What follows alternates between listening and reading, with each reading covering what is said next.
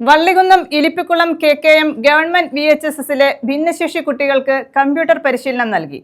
സ്കൂളിലെ little Kites ക്ലബിന്റെ ആഭിമുഖ്യത്തിലാണ് പരിശീലനം നൽകിയത്. സ്നേഹസ്പർശം എന്ന പേരിലാണ് പരിപാടി.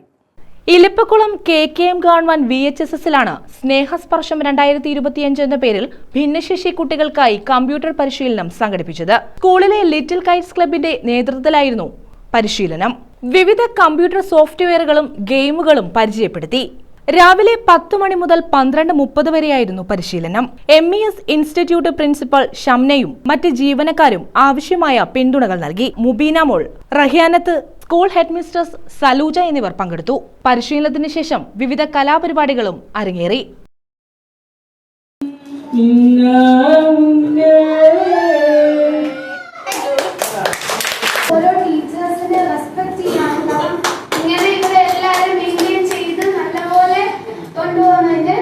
News bureau, Vallikunnam.